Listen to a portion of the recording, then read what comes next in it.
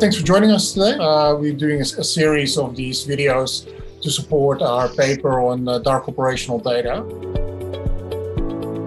Bendigo Telco is a service provider. We provide standard ISP services like mobile, broadband, SIP, that kind of thing, and also hosted and managed services, so private networks, whether MPLS or now moving into SD-WAN, cloud infrastructure, virtual servers, firewalls, and related security products.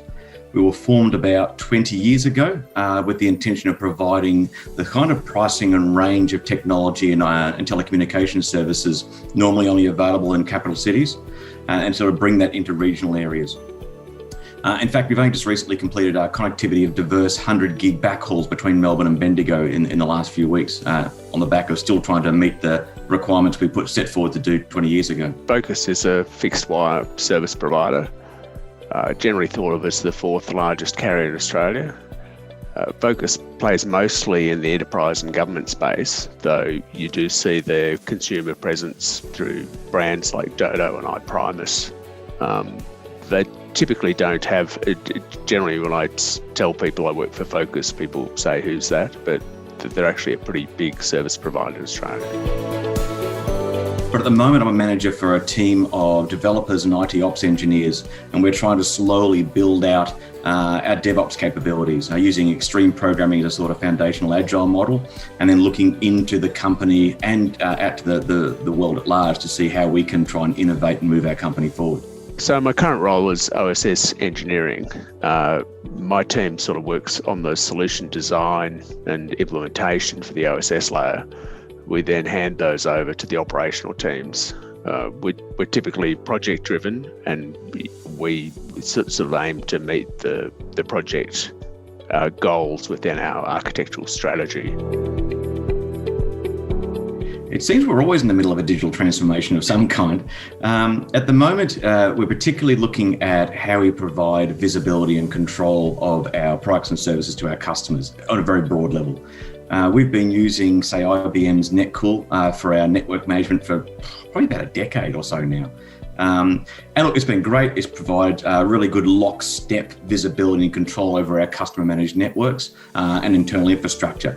But it's the way we've used it at least has been very static and physical. I mean, we're looking at routers, switches, connectivity, etc. And changes to that topology and the endpoints in it are very predictable and controlled. As in, a customer will request something either via an order or by a direct ticketing request that then goes through the factory, so to speak, through our change management processes, and is all very carefully controlled and run, which has been great for us for a long time. But that's not where the world's going at the moment. Technology has changed enormously, and so have customer expectations, to be honest. Hosted services now are very virtualized, they're software and policy driven, they're very complex and they're very dynamic. And customers have an expectation of real-time, or as close as possible to real-time visibility and control over their products and services. And that older model of how we used our tool sets just doesn't fit anymore. These new product offerings sort of require a broad knowledge and visibility across multiple diverse platforms and technologies in order to provision, maintain and support the services we're providing our customers. And the older lockstep, slow, predictable way of doing things doesn't fit because the network, the servers, the firewalls, everything about what we provide now needs to dynamically react right down to the application level when a user wants to, say, spawn a video conferencing session like the one we're having now. Everything underneath that needs to react to that need and change itself accordingly. That level of dynamic and complex change in the hosted offerings isn't settled or covered well by very slow, lockstep, predictable behavior. You need to have systems that can respond to that, because if you don't, you need to have a lot of people who are very technically aware and technically knowledgeable, constantly viewing what's going on in order to be able to react in a reasonable time frame. And that becomes operationally very difficult to maintain and very costly. And it means that your serviceability for the customers and how well you provide that starts to wane very quickly.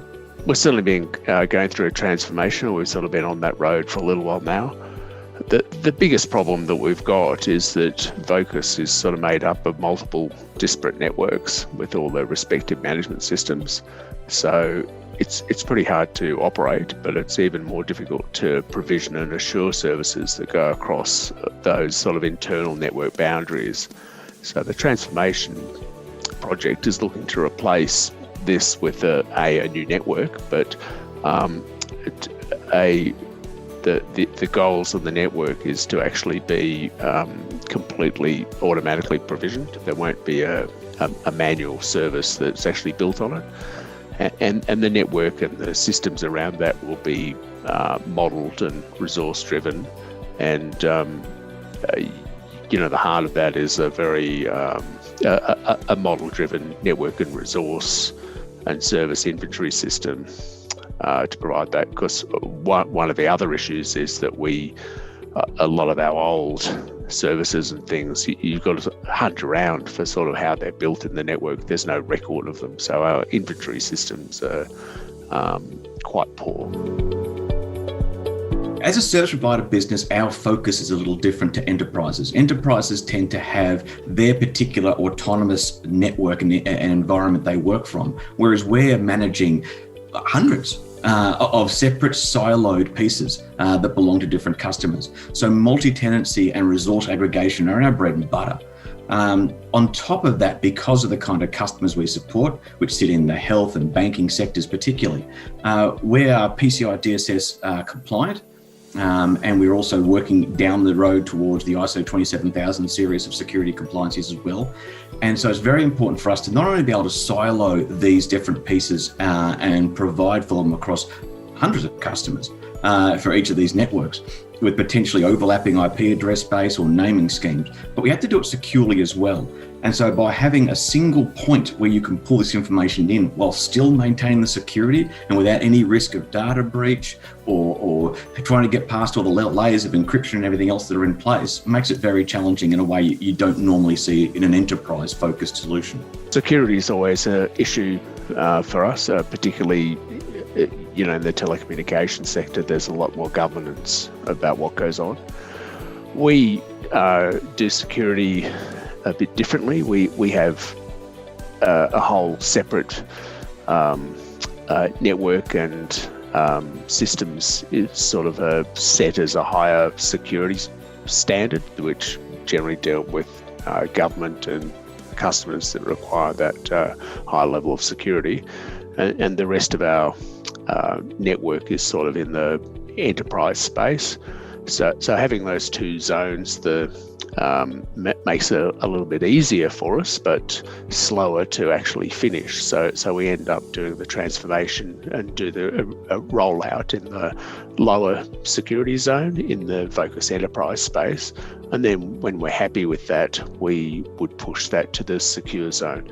We still have to go through all the TSSR and the CIC notification, but it gives us a greater confidence that the customers that really rely on us for high network security are not going to be impacted by the transformation project.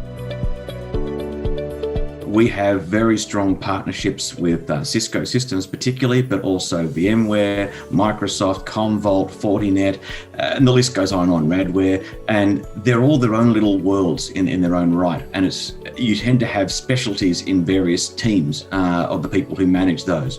And that does cause us enormous difficulties because most of our existing systems we were working to were very focused around a purely network-centric and a very narrow network-centric view that just doesn't fit anymore, particularly where a lot of what we're spinning up right now is completely virtualized. It's not back to that physical lockstep piece. And expecting the people and the humans in the organization to be able to pull in that kind of information and get a single point of view across everything is extremely difficult. Even just something as simple as the old school view of we've got our systems engineering team here, we've got our network engineering team here, we have our facilities engineering team over here, we have our support teams, level 1, 2, 3, our provisioning teams and all that sort of stuff, is a model that's rapidly starting to fall apart because it's just not efficient and it doesn't work. Because a singular problem, for example, with a customer's VM that's hosting out, say, a commerce site, and it's having timeouts. Well, that could be a network bandwidth exhaustion issue. It could be a firewalling issue. It could be something to do with the SQL server being exhausted of resources. There's any one of 100 different things it could be. Or it even could be a combination of those. The only way you could really get to the bottom of that in a reasonable time frame is to have all that information being brought in together to do true root cause analysis. And with the bodies of data we're talking about and the different kinds of structured and unstructured data being thrown around, it's extremely difficult for a single human or even a group of humans to really quickly be able to consume all that information in a meaningful fashion and come up with a solution. That's where you need to have less of the smarts in the people and more of the smarts in the supporting systems. It certainly makes it harder, and I think that poses sort of the greatest challenges, because in the short term what we're doing is making the environment more complex by adding a seventh set of technology, and it's not really until you start to push through and get all the new provisioning activity and all the service assurance and migrate services onto the new and start to turn off the old that you realise the benefits. And the interim, there's a high risk of making things worse. And we haven't completely solved this, but what we need to do is provide a better level of abstraction over the network, not only just for the new, but a proportion of the old. The trap there, you have to sort of normalize data, and you don't want to overinvest in technology that you're looking to turn off in the short term as well. So in many ways, it's a data visibility problem, trying to provide the right level of data from the new and the old for the operations to be able to manage and see the services end to end. Well, automation is vital because these systems need to not only allow for people to make changes, but the systems themselves now are on the verge of being able to make those changes for themselves. There are known problems you can come across regularly enough you can learn from them, learn to predict them, and then also learn that there are common methods for countering those problems. So why not get the systems themselves to be what deals with that? That's one piece just from a reacting to problems side of things. But even for this real-time control that the customers want to be able to have, that's really only possible through automation. If a customer says, I want to make this change to this particular service right now, they don't want to be waiting for a week for it to go through the factory. They want it to be automatically there and be notified and to see the benefit immediately because they're wanting to pay per use. It's the as-a-service world now. And without automation, that's impossible.